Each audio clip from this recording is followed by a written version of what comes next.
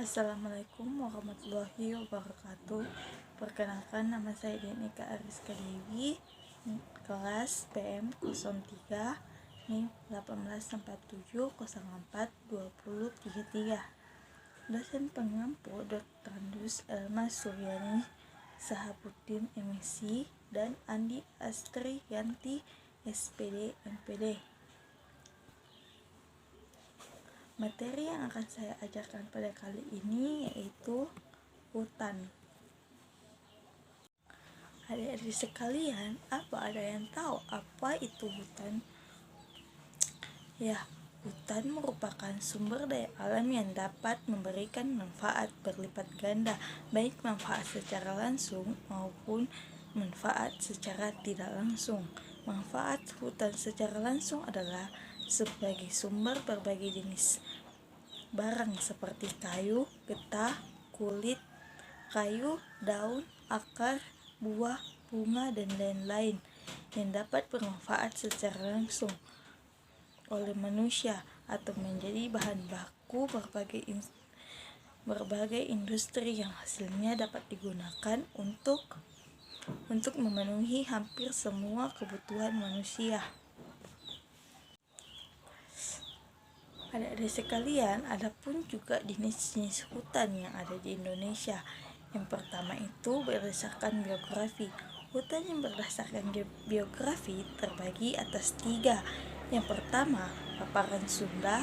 Yang kedua, paparan Sahul dan Wallacea. Terus yang kedua, berdasarkan iklim. Hutan yang berdasarkan iklim terbagi atas 4. Yang pertama, hutan hujan tropis. Yang kedua, hutan musim. Yang ketiga, hutan sabana. Dan yang terakhir, hutan stepa. Yang ketiga, berdasarkan sifat tanahnya. Hutan yang berdasarkan sifat tanahnya terbagi atas 3. Hutan pantai, hutan mangrove, dan hutan rawa. Yang keempat, berdasarkan pemanfaatan lahan. Hutan yang berdasarkan pemanfaatan lahan terbagi atas 4. Yang pertama, hutan tetap. Yang kedua, hutan konservasi. Yang ketiga, hutan lindung. Yang keempat, hutan produksi terbatas. Dan materi yang ketiga berdasarkan terbentuknya. Hutan yang berdasarkan terbentuknya pertama yaitu hutan asli dan hutan buatan. Dan yang keenam, berdasarkan statusnya terbagi atas 2. Hutan hak adalah hutan yang berada pada tanah yang dibebani hak atas tanah. Yang kedua, hutan negara adalah hutan yang berada pada tanah yang tidak dibebani hak di atas tanah. Dan yang ketujuh, berdasarkan jenis tanahnya. Hutan yang berdasarkan jenis tanahnya terbagi atas 2. Hutan orogen merupakan hutan yang di dalamnya hanya terbatas satu jenis pohon saja.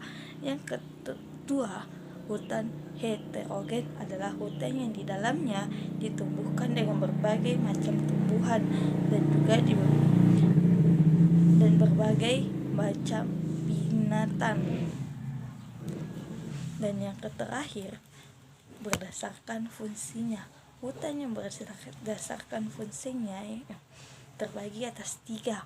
Yang pertama, hutan lindung berfungsi untuk menyaring air ke dalam tanah, mencegah banjir dan melindungi tanah dari erosi. Yang kedua, hutan suaka alam berfungsi sebagai pelindung bagi flora dan fauna tertentu. Dan yang terakhir, hutan produksi berfungsi untuk memasok bahan industri. Baik adik-adik sekalian, apa ada yang tahu tentang deforestasi dan degradasi hutan? Kakak akan membahas materi pertama itu kebakaran hutan. Yang pengertiannya, kebakaran hutan merupakan kebakaran yang terjadi di dalam kawasan hutan terbakarnya sesuatu yang menimbulkan bahaya atau mendatangkan bencana. Terus yang kedua, bentuk kerusakan hutan. Bentuk kerusakan hutan terbagi atas 3. Yang pertama, hutan gundul. Yang kedua, kelangkaan pohon di hutan. Yang ketiga, kebakaran hutan. Dan materi yang ketiga, faktor penyebab kerusakan hutan.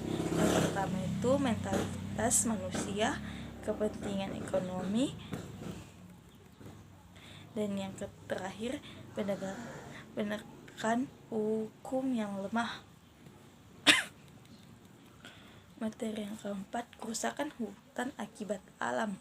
Kebakaran hutan yang mengakibatkan hilangnya keanekaragaman hayati dan habitat yang sensitif secara ekologis.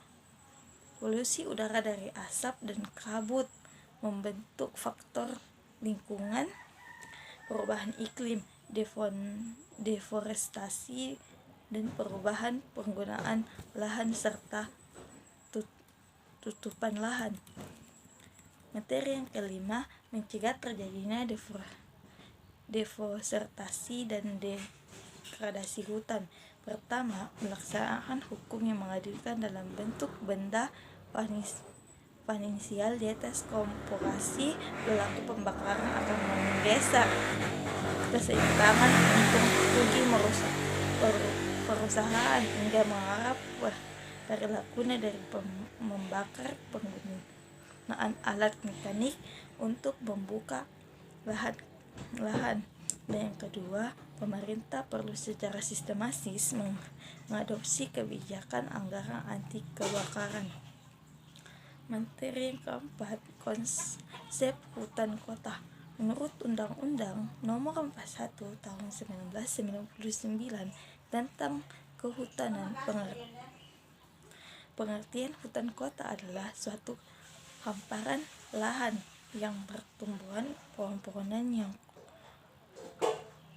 kompak dan rapat di dalam wilayah perkotaan, baik pada tanah negara maupun tanah hak yang ditetapkan berbagai hutan kota oleh pejabat yang berwenang. Materi yang ketujuh, manfaat hutan kota. Manfaat hutan kota adalah sebagai identitas kota, pelestarian plasma nutfah, peredam kebisingan, mengurangi bahaya hutan asam, menyerap karbon dioksida, menyerap karbon dioksida dan menghasilkan oksigen. Dan yang ke-8, bentuk dan struktur hutan kota. Identitas bentuk hutan kota melebar menggolong dalam bentuk hutan kota yang berbentuk menyebar. Struktur hutan kota adalah komposisi dan jumlah keanekaragaman dari komunitas vegetasi yang menyusun hutan kota. Struktur hutan kota ditentukan oleh keanekaragaman vegetasi yang ditanam sehingga terbangun hutan kota yang berlapis-lapis dan berstrata baik secara vertikal maupun horizontal yang meniru hutan alam. Materi yang ke-9, jenis hutan kota. Jenis hutan kota terbagi atas 5. Yang pertama, hutan kota konservasi. Yang kedua, hutan kota zona industri. Yang ketiga, hutan kota wilayah permukiman. Yang keempat, hutan kota wilayah. Dan yang kelima, hutan kota tipe lainnya, yaitu perlindungan satwa. Materi yang ke-10, permasalahan hutan. Permasalahan hutan terbagi atas 5. Yang pertama, letusan gunung berapi. Yang kedua, naiknya air pemukiman laut dan tsunami. Yang ketiga, serangan hama dan penyakit. Yang keempat, kebakaran hutan. Yang kelima, konflik kebijakan, penataan ruang. Dan yang materi yang terakhir, penanggulangan masalah hutan. Penanggulangan masalah hutan terbagi atas 5. Yang pertama, pembiayaan proses transisi membutuhkan komitmen kuat dan komunikasi global. Dan yang kedua, pertanian harus lebih kuat berhubung ke solusi iklim. Yang ketiga, hutan bakau dan lahan membuat perubahan menyerap karbon vital. Yang keempat, memulihkan benteng alam dapat membawa manfaat besar dengan perkiraan sehingga 30 dolar AS untuk investasi setiap dolar. Namun investasi dalam restorasi sejauh ini belum banyak. Dan yang terakhir, keanekaragaman hayati merupakan hal yang mendasari bagi keberlangsungan hidup bumi.